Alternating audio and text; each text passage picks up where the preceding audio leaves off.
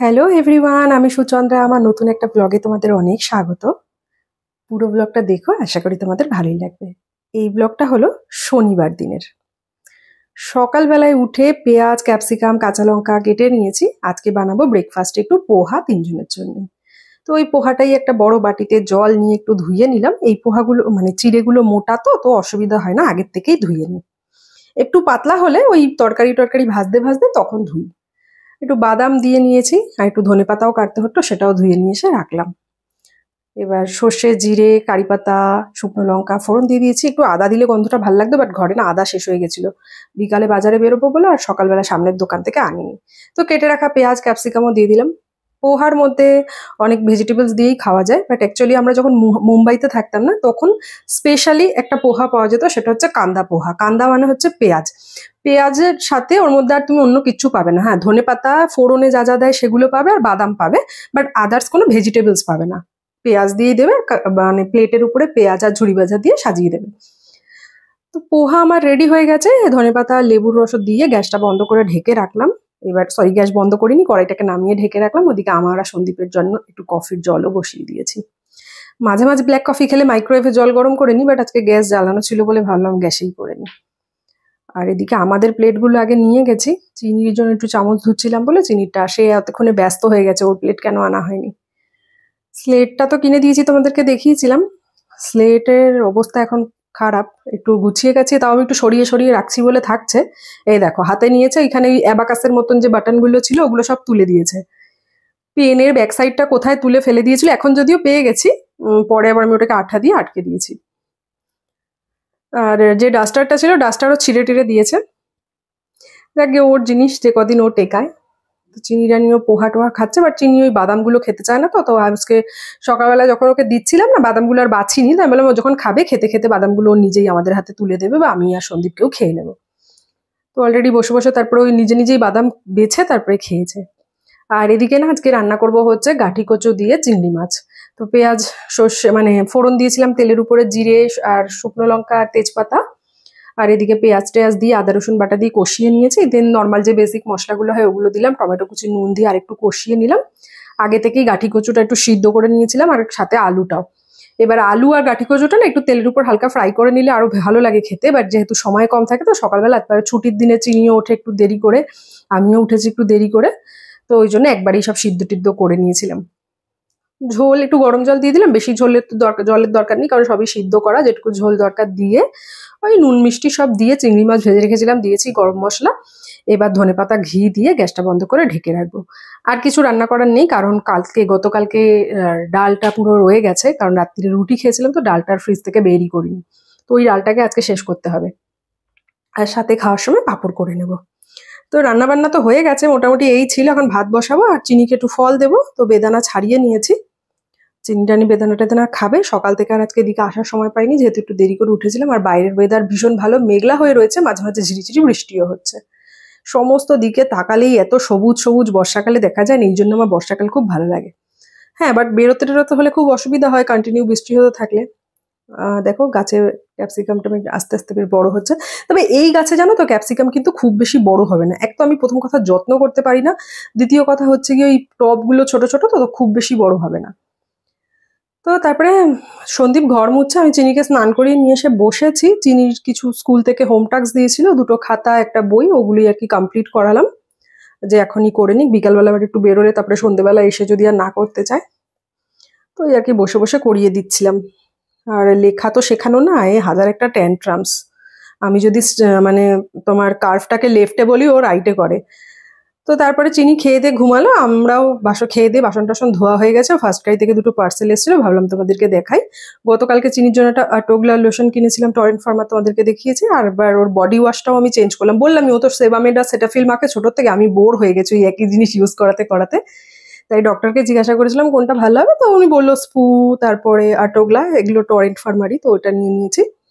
সাথে না এতদিন তো চিনিকে ওই প্লাস্টিকের বোতলগুলো দিতাম, বাচ্চাদের যে বোতলগুলো হয়, তো ফ্রিকোয়েন্টলি চেঞ্জ করে দিলাম। ফ্রিকোয়েন্টলি বলতে 3 মান্থ অন্তর অন্তর চেঞ্জ করে দিতাম। তো এখন যেহেতু আস্তে আস্তে বড় হয়ে যাচ্ছে, আর একসাথে এতগুলো বোতলের দরকারও পড়বে না, ওই জন্য এই বোতলটা নিয়েছি। এটা ভিতরটা স্টিলের, আর বাইরে এরকম সুন্দর পেন্ট ফেন্ট করা আছে। আর এটা হচ্ছে 350 ml এর বোতল। তো ওই ফার্স্ট ক্রাইতে এই দুটো অর্ডার দিয়েছিলাম, দুদিন আগেই দিয়েছিলাম, তো দিয়ে গেছে দেখলাম। তোমার ভালো লেগেছে? হ্যাঁ, water. W water.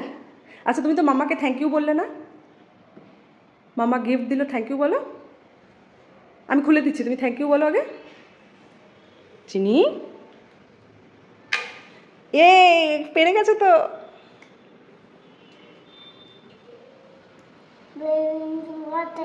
Baby drinking water.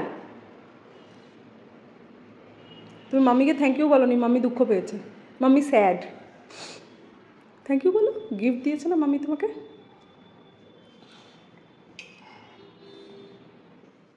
তো ঘুম থেকে উঠে ম্যাডামকে বোতলটা ধুয়ে জল টল দিয়েছিলাম, খুব খুশি হয়েছিল।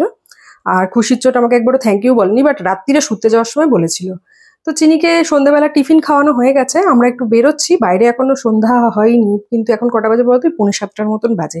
আজকে বাজারে যাব না, বাজারে রোববার দিন যাব।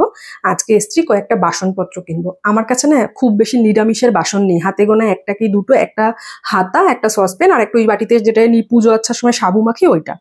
আর ঠাকুরের কিছু বাসন আছে, ওই যখন আমার চিনির হাতে খড়ি হলো, সন্দীপের মা মানে আমার শাশুড়ি মা এসেছিলেন তখন দু একটা কেনা হয়েছিল ওগুলো। তো এই ছোটখাটো পুজো আচ্ছাগুলোতে তখন ইচ্ছা হয় যে ঠাকুরকে একটু কিছু বানিয়ে দিই, তো ঘরে জিনিসপত্র না থাকলে না খুব চাপ হয়ে যায়। এইবার দেখো এখানে তো আর ওই বাড়ির মতন অনেকটা স্পেস নেই যে ননভেজ কাউন্টার আলাদা, ভেজ কাউন্টার আলাদা হবে। আমাকে যা বানাতে হবে ওই গ্যাসেই বানাতে হবে। তো গ্যাস ট্যাস ভালো করে পরিষ্কার করে নিয়ে বানালে মন থেকে দিলে, আর ঠাকুর কি বলেছে যে আমাকে এরম ভাবে দিও না, মনটা হচ্ছে বড় কথা, তাই না? আর এই মুহূর্তে সত্যি কথা বলতে আমার অত টাকা খরচা করে পিতলের বাসন বা কাঁসার বাসন কেনার মানে আমি এখন অ্যাফোর্ড করতে পারতাম না। এটা আমি সম্পূর্ণ আমার নিজের টাকা দিয়ে কিনেছি, তো স্টিলেরই নিয়েছি। তো ওই কয়েকটা বাসন টাসন নেওয়ার ছিল, নিলাম। তারপরে অনেকদিন চিকেন খাওয়া হয় না, হয়তো তোমরা ব্লগে নোটিসই করেছো। মাঝখানে মাটন খেয়েছিলাম, আমার আর সন্দীপের মুখে তো একদম টেস্ট ছিল না। তারপরে চিনির একটু জ্বর হলো, তো ওই মাছ টাছ খাওয়া হচ্ছিল, ডিম খাওয়া হচ্ছিল, চিকেন খাওয়া হচ্ছিল না। তো আজকে এসছি একবারে চিকেন নেবো। তো সন্দীপ চিকেনটা নিয়ে নিয়েছে, আমি যেহেতু ঠাকুরের বাসনপত্র যদিও বাড়িতে গিয়ে সব ধুয়ে টুয়েই নেবো, কিন্তু কি করবো, তার সন্দীপ নিয়ে চিকেনটা আর কি স্কুটির সামনে নিয়েছে, বাকি আমি সব পিছনে নিয়ে বসেছিলাম, আর চিনিকে মাঝখানে বসিয়ে দিয়েছিলাম। আর একটা হাসির কথা শোনো, যেখান দিয়ে আমরা তেলে ভাজা কিনি, তো বেরিয়েছিলাম যখন দুটো তেলে ভাজাও কিনেছিলাম, ওখানে জিলাপি ভাজছিল বেশ বয়স্ক লোক, মানে ধরো চিনির দাদু ঠাকুরদা এরকম বয়সী হবে। ওখানে গিয়ে ওনাকে বলছে, ভাইয়া জিলাপি, জিলিপি ভাইয়া জিলিপি। সে দোকানে সব লোক হেসে দিয়েছে, জানো না, ওই আমাদের হাতে চিকেন, ঠাকুরের বাসন এসব করার জন্য না আমরা আর ভিডিওটা করতে পারিনি, সবাই হেসে দিয়েছে শুনে। তারপর বাড়িতে এসে ফ্রেশ ট্রেশ হলাম, ভাবলাম তোমাদেরকে দেখাই কি কি কিনেছি। তো ওই তো যা যা দেখতে পাচ্ছ এগুলো সমস্তটা স্টিলেরই কিনেছি, খালি একটা প্লাস্টিকের ঝুড়িও কিনেছি, কারণ ঠাকুরের সবজি টবজি যদি ধুতে লাগে। তো খুন্তি কিনেছি, হাতা কিনেছি, হাতা একটা ছিল তা ভাবলাম একটা এক্সট্রা নিয়ে নিই। আর দুটো চামচও কিনেছি, কারণ ওই ঠাকুরের যদি কিছু রান্না করি, নুন টুন মশলা টশলা তোলার জন্য দরকার হবে। এবার নুন মশলা তেল কি হয় বলো তো, ওগুলো তো গ্রসারি ধরো এক্সট্রা তোলা হয়, ওখান থেকে আমার যতটা দরকার ঠাকুরের জন্য নিলাম, বাকিটা পরে আমাদের ইউজের কাজে লাগিয়ে দেবো। তো যতটা মানে আর কি মেনটেন করে পারা যায়, আমি বলছি না যে একদম 100% ডেডিকেশন দিয়ে করা, ওরকম না, যতটা পারা যায় আর কি। আর তারপরে এদিকে আমি একটু ফেস প্যাক গুলিয়ে নিলাম।